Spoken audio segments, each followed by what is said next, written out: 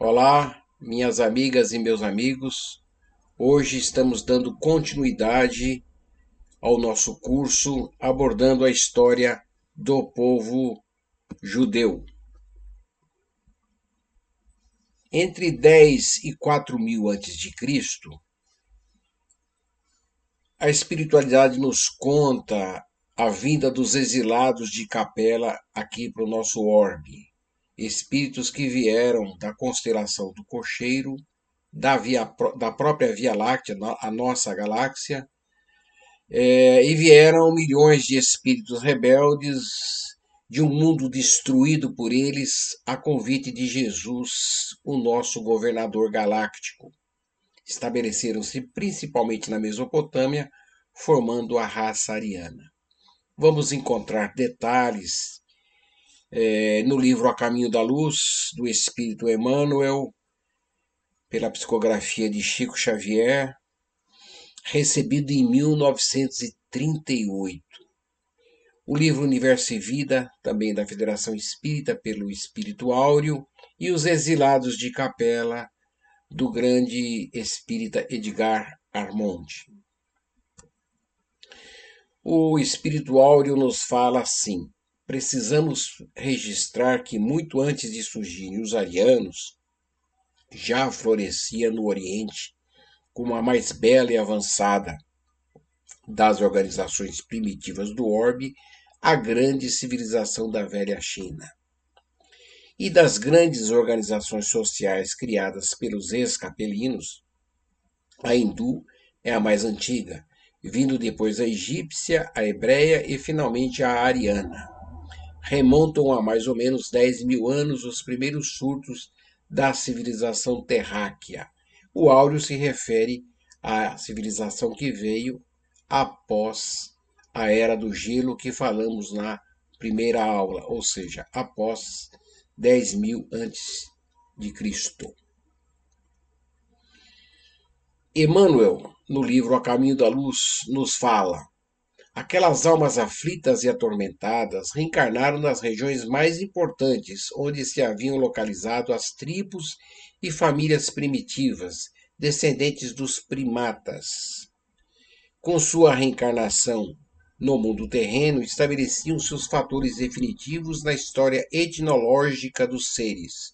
Com essas entidades nasceram no orbe os ascendentes das raças brancas. Lembrando que, como falamos na primeira aula, a raça negra teria se originado na Lemúria, a raça amarela na China e a raça vermelha na Atlântida. As raças adâmicas guardavam vaga lembrança de sua situação pregressa, tecendo o hino sagrado das reminiscências. As tradições do paraíso perdido passaram de gerações a gerações até que ficassem arquivadas nas páginas da Bíblia, trazendo a história de Adão e Eva e o paraíso perdido, né?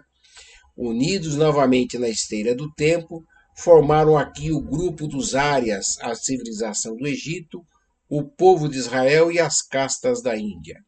Dos Árias descende a maioria dos povos brancos da família indo-europeia, nele incluindo os latinos, os celtas e os gregos, além dos germanos e dos eslavos. Emmanuel, A Caminho da Luz. Bem, cada civilização trouxe um legado. A China, o papel, a pólvora, a seda e o macarrão. A Índia, os números decimais, o calendário, a astronomia e a agricultura. O Egito, ciências como medicina, astronomia, engenharia, arquitetura, metalurgia e o papiro. E os hebreus, um povo nômade, pobre e sem pátria, nos trouxe o grande legado do Deus único, da popularização do Deus único. A palavra hebreu provém do aramaico, língua falada na época de Jesus, e significa o povo do outro lado do rio. O nome está vinculado ao patriarca Éber, antepassado de Abraão. O povo hebreu deu origem às raças semitas, como as árabes e os israelitas. Esses últimos, os antepassados dos judeus. Esse do outro lado do rio aí é interessante porque no Éden, que nós vamos ver na próxima aula, né? O rio que eles se referem seria o Tigre e o Eufrates, rios que passam na antiga Mesopotâmia e onde hoje estão os países do Irã e do próprio Iraque. Raça forte, mas extremamente orgulhosa. Dos espíritos degradados na terra, foram os hebreus que constituíram a raça mais homogênea, mantendo inalterados os seus caracteres através de todas as mutações. Mas se era grande a sua certeza na existência de Deus, muito grande também era o seu orgulho dentro de suas concepções da verdade e da vida. Consciente da superioridade de seus valores, nunca perdeu a oportunidade de demonstrar a sua vaidosa aristocracia espiritual, mantendo-se pouco acessível à comunhão perfeita com as demais raças do orbe. Crítica feita pelo Emmanuel no livro A Caminho da Luz. E o Áureo nos fala o seguinte: dentre os exilados de Capela, certo grupo considerável de espíritos se caracterizava por um conjunto muito especial de qualidades e defeitos, unidos entre si por fortes vínculos raciais, gostos e costumes. Formavam uma sociedade extremamente solidária, entre os seus membros idealista e operosa, mas de exacerbada vaidade, orgulho impenitente e fanático exclusivismo. Falamos dos hebreus, cuja história terrena começa há 40 séculos, ou seja, há cerca de 4.000 anos. E o Emmanuel, nesse lindíssimo livro, Paulo e Estevão, de leitura obrigatória para todos nós, nos fala: afeitos a um regionalismo intransigente, os israelitas não toleravam a ideia de confraternização com os povos que consideravam bárbaros e gentios. O Antigo Testamento contém a história do povo judeu. Seus escritos foram compostos durante um período de mais de 1000 anos, até aproximadamente o final do século III a.C. Outras civilizações, como a egípcia e a babilônica, produziram também seus escritos religiosos e históricos, mas apenas os hebreus os reuniram em uma antologia sagrada. A origem dos judeus é tradicionalmente datada para aproximadamente 2000 a.C.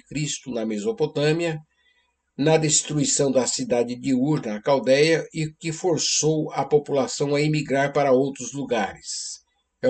É o que ocorreu com a família de Abraão, que estava emigrando para a Síria. Abraão é considerado o fundador do judaísmo. De acordo com relatos da Bíblia, os judeus desfrutaram períodos de autodeterminação, primeiramente sobre os juízes bíblicos de Otoniel até Sansão, personagem mitológico, né, que vamos estudar também. Depois, em aproximadamente 1000 a.C., o rei Davi estabeleceu Jerusalém como a capital do Reino Unido de Israel e Judá, também conhecido como a Monarquia Unida, e de lá reinaram as 12 tribos de Israel. Vamos continuar um pouco de história, que é importante para a gente conhecer depois o contexto de toda a história da Bíblia, né? Em 970, Salomão, o filho do rei Davi, tornou-se rei de Israel. Dentro de uma década, Salomão começou a construir o Templo de Jerusalém, conhecido como o Primeiro Templo. Depois da morte de Salomão, em 930 a.C., as 12 tribos se dividiram e 10 tribos do norte criaram o Reino de Israel. Em 722, os assírios conquistaram o Reino de Israel, expulsaram os judeus e começaram a chamada diáspora judaica. Em 900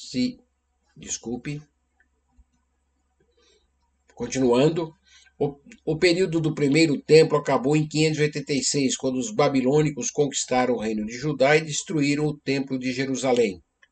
Em 538, depois de 50 anos de cativeiro babilônio, o rei persa Ciro II permitiu que os judeus regressassem para Jerusalém e ao seu templo sagrado. A construção do segundo templo foi completada em 516 a.C., durante o reino de Dario I, quando Alexandre o Grande conquistou o Império Persa. A terra de Israel ficou sob controle helenístico e depois sob controle da dinastia ptolomaica, também dos gregos, né? Que depois o perdeu para o Império Seleucida. Lembrando, pessoal, que esse segundo templo, nós vamos encontrar uma réplica em São Paulo, feita pela Igreja Universal, lá no bairro do Tatuapé, né? Se buscou, através de informações históricas, a reconstrução, a réplica desse segundo templo. A tentativa dos Seleucidas de reformar Jerusalém como uma polis helenística chegou ao máximo em 168 a.C., com a bem-sucedida revolta dos Macabeus, de Matatias, que era o sumo sacerdote, e seus 5 filhos, contra Antíoco IV Epifânio, e o estabelecimento deles do reino Asmoneu em 152 a.C., ou seja, já muito próximo da vinda do Cristo. O reino Asmoneu durou mais de 100 anos, mas quando o Império Romano se fortaleceu, ele instalou Herodes como um rei freguês judeu, ou seja, aquele que governa em estado satélite, estado independente que tem muita influência de um outro país. O Herodes que nós vamos estudar, né, e que teve muita influência na época do nascimento de Jesus. O reino de Herodes também durou 100 anos, e o fato de os judeus serem derrotados na grande revolta judaica em 70 depois de Cristo, nas chamadas guerras judaico-romanas e na revolta dos Marcoquebas, contribuiu para os números e a geografia da diáspora, pois uma grande parte da população judaica da terra de Israel foi exilada e muitas pessoas foram vendidas como escravos por todo o Império Romano. Desde então, os judeus começaram a morar em quase todos os países do mundo, sofrendo discriminação, preconceito, opressão, pobreza e até genocídio. Nós vamos ver isso quando estudarmos um pouco a Idade Média, né? E até culminar no Holocausto, no século XX, e os absurdos que ocorreram contra eles. Bem, fazendo uma rápida revisão cronológica, o patriarca Abraão emigrou de Ur dos caldeus para a terra de Canaã. Os filhos de Israel experienciaram o êxodo, significando partida ou saída em grego, do antigo Egito, sob a liderança de Moisés, como registrado no livro do Êxodo, segundo livro do Pentateuco mosaico. O reino de Israel foi mandado ao exílio permanente e espalhou-se ao redor do mundo, ou pelo menos em lugares desconhecidos, pela Síria. O reino de Judá foi exilado pela Babilônia, depois retornou à Judéia. Nós vamos ver que esse conceito lá do dilúvio foi trazido pelos judeus da Babilônia. A dispersão de 2000 anos da diáspora judaica começou sob o Império Romano, sendo os judeus espalhados por todo o mundo, como falamos, e estabeleceram-se em qualquer lugar onde podiam viver livremente para praticar a sua religião. O grande mérito desse povo, preservar suas tradições culturais e religiosas. O grande erro, exclusividade e falta de fraternidade. Se consideram até hoje o povo eleito, exclusivo, escolhido por Deus. Obrigado por ter nos acompanhado até aqui. Na próxima aula, vamos iniciar então o estudo da Gênese. Um grande abraço a todos, deixem seu like e façam seus comentários. Muito obrigado.